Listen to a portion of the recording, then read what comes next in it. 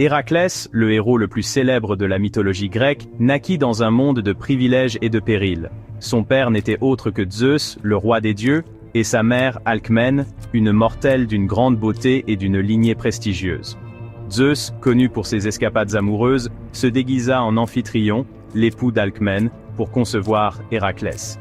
Cette union divine donna naissance à un demi-dieu, un être doté d'une force et d'un courage extraordinaires. La naissance d'Héraclès ne fut pas sans complications.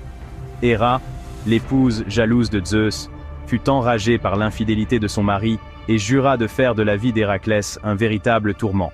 Elle retarda sa naissance et tenta de le tuer dès son plus jeune âge. Cependant, la force immense d'Héraclès, même bébé, lui permit de surmonter ses premières épreuves. Les circonstances de la naissance d'Héraclès présageaient la vie extraordinaire qu'il allait mener.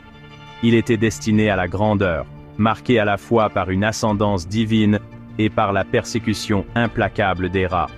Sa vie serait un témoignage de sa force et de sa résilience surhumaine, alors qu'il affronterait des épreuves et des tribulations qu'aucun mortel ordinaire ne pourrait endurer. Dès ses premiers instants, Héraclès fut une figure à cheval entre l'humain et le divin. Il possédait la force d'un dieu et les vulnérabilités d'un homme. Cette dualité allait façonner son parcours et contribuer à son statut éternel de héros légendaire.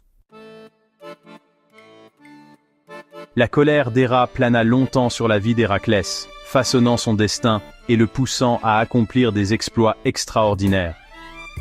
Incapable d'empêcher sa naissance, Héra chercha à faire souffrir Héraclès. Dans un accès de rage, elle envoya 2 serpents pour le tuer dans son berceau. Cependant, Héraclès, même nourrisson, possédait une force surhumaine. Il étrangla les serpents sans effort, démontrant son héritage divin et se marquant ainsi pour la grandeur. À mesure qu'Héraclès grandissait, la haine d'Héra grandissait également. Elle le maudit de folie, le poussant à tuer sa propre femme et ses enfants dans une fureur aveugle.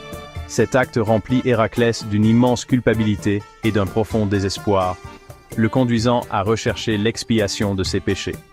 Ce fut cette quête de rédemption qui le mena à l'oracle de Delphes, qui lui ordonna de servir son cousin, le roi Eurysthée de Tirynthe. Eurysthée, sous l'influence d'Héra, conçut une série de tâches apparemment impossibles à accomplir pour Héraclès, les célèbres 12 travaux. Ces travaux étaient conçus pour être insurmontables, chacun plus dangereux que le précédent. Cependant, les tentatives d'Héra pour détruire Héraclès eurent l'effet inverse.